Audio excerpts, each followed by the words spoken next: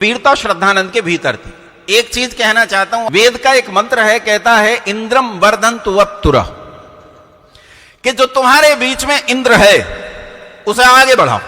इंद्र मतलब योग्य, जो तुम्हारे बीच में क्या है, योग्य है, उसे आगे बढ़ाओ। कृणवंतो विश्वमार्यम, और सारे संसार का सुधार करते हुए अपघ्नन्तो रावणः, दुष्टता का पूरी तरह दमन करो। कैसे करो? कहते निःशशा अहिमर्चन्नु स्वराज्यम, एड़ी के नीचे जैसे छोटे से नन्हे से पौधे को कुचलकर नाश कर दिया जाता है, वैसे ही दुष्टता का नाश करो। बंधुओं, एक बात हमेशा याद रखो कि अपने बीच में उन लोगों को आगे बढ़ाओ जिनके भीतर वीरता हो। कायरों को कभी आगे नहीं बढ़ाना चाहिए।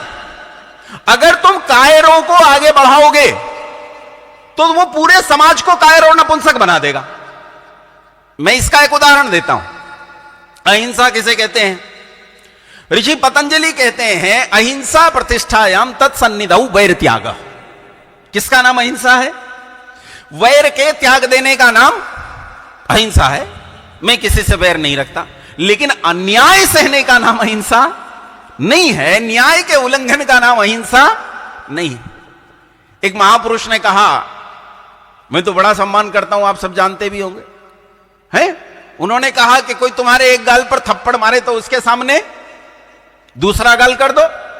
मैंने कहा भैया ये तो ऐसी बात हो गई कि कोई तुम्हारी एक बहन को भगा के ले जाए तो उसके साथ,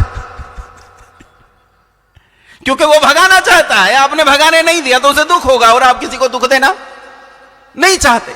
यह अहिंसा है।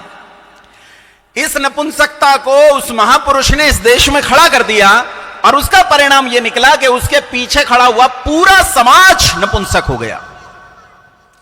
16 अगस्त 1946 बंगाल के नोआखाली में मुसलमानों ने रात के 1:30 बजे पिछले 1.5 महीने से हिंदुओं से चंदा इकट्ठा करके कई करोड़ रुपए का जो धारदार हथियार इकट्ठे किए थे, उससे रात में सोते हुए 95% हिंदुओं का कत्ल कर दिया। मेरी नहीं मानना, हिस्ट्री की बुक्स उठाओ, उसमें पढ़ो। अच्छा, तुम तो हिस्ट्री की बुक्स उठाओगे नहीं, अभी स्वामी जी ने बताया, तुम तो, वो अलका बहन ने बताया कि तुम तो मोबाइल वाले हो, तो मोबाइल उठाओ, विकिपीडिया पर टाइप करो कलकत्ता किलिंग्स, विकिपीडिया पर टाइप करो डायरेक्ट एक्शन डे। जब जिन्ना ने कहा कि अगर सीधी उंगली से घी नहीं निकलेगा, पाकिस्तान नहीं दोगे, तो हम उंगली को टेढ़ा करना जानते हैं, हम हत्याओं का अंबार खड़ा कर देंगे, लाशों का अंबार खड़ा कर देंगे, लेकिन हमें पाकिस्तान चाहिए। उसने कहा मुझे भारत की आजादी चाहिए, लेकिन पाकिस्तान के साथ, या तो हमें पाकिस्तान दो, नहीं तो पूरे हिंदुस्तान को बर्बाद कर देंगे। ये दर्ज है, ये दर्ज है, आज भी लिखा रखा है। 16 अगस्त 1946 आजादी से ठीक 1 साल पहले इस देश में वो भयानक रात जिसे कलकत्ता किलिंग्स के नाम से जाना जाता है, उस कलकत्ता किलिंग्स में 95% नोआखाली के क्षेत्र में, बंगाल का वो क्षेत्र जो आज बांग्लादेश में है, वहां सोते हुए हिंदुओं का कत्ल कर दिया गया। पूरा देश इस नपुंसकता की चादर को ओढ़े हुए बैठा था।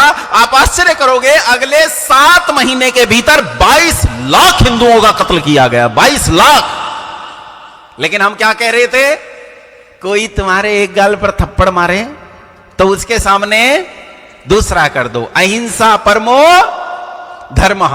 अच्छा, एक बात बताओ, यही अहिंसा का पालन भगवान श्री राम ने किया होता तो? इसी अहिंसा का पालन अगर भगवान श्री कृष्ण ने किया होता तो क्या वो आज इस लायक होते कि हम उन्हें भगवान कह रहे होते? क्या ऐसी स्थिति होती? अरे बंधुओं, इसी अहिंसा से तो छुड़ाया अर्जुन को, इसी अहिंसा से तो छुड़ाया। कहा बेटा क्षत्रिय है, अपने धर्म का पालन कर, क्योंकि रक्षित धर्म ही तेरी रक्षा करेगा। जो धर्म की रक्षा नहीं करता, धर्म उसकी रक्षा नहीं करता।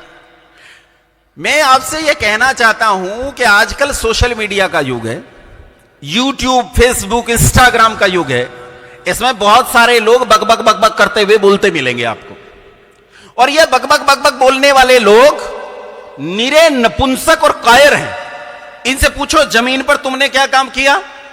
आज तक जमीन पर कोई काम किया हो तो बताओ? कोई काम नहीं, केवल वहां बैठना है, बकवास करनी है। और हम ऐसे लोगों को, क्योंकि वे वक्ता हैं, वक्ता का एक गुण होता है कि वक्ता स्वतः एक समूह का नेता बन जाता है, तो वो वक्ता होने से नेता बन जाते हैं, और एक नपुंसक को नेता बनाओगे तो समाज कैसा बनेगा? बोलो कैसा बनेगा? नपुंसक समाज बनेगा। हिजड़ों की फौज तैयार होगी, और ये हिजड़ों की फौज कुछ नहीं करेगी। वो हमला संभल में हो, वो हमला अफगानिस्तान में हो, पाकिस्तान में हो, कश्मीर में हो, बंगाल में हो, केरल में हो, पश्चिमी उत्तर प्रदेश में हो, उस हमले का सामना ये हिजड़े नहीं कर पाएंगे। हिजड़े नहीं लड़ा करते यार, किस चक्कर में हो? कौन सी दुनिया में? ये नहीं लड़ते, ये जमीन पर काम नहीं करते। ये ऐसे वक्ता, ये नपुंसक हैं, तुम्हारी रक्षा नहीं करेंगे। दिन रात ब्रह्मचर्य का ज्ञान फैलने वाले लोग स्वयं कौमार्य अवस्था में स्त्रियों के साथ एकांत सेवन करते हैं। ये जो अपने ही सिद्धांत पर खड़ा नहीं रहता, वो अपने सिद्धांत की हत्या करता है। और मैंने क्या कहा, रक्षा कौन सा धर्म करता है? जीवित के मरा हुआ।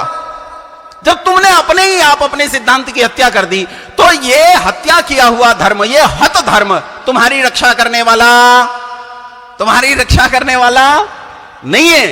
इसीलिए अपने बीच में जो इंद्र हैं, उन इंद्रों को उन्नति दो, उन्हें आगे बढ़ाओ, उनकी रक्षा करो, वो तुम्हारी रक्षा करे। ऋषि दयानंद ने लिखा है कि जब गोरी ने हमला किया, शहाबुद्दीन गोरी ने हमला किया, तो पंडे पुजारियों ने बहुत से घंटे घड़ियाल बजाए। अभी स्वामी जी ने कितनी बढ़िया व्याख्या की थी, बताया।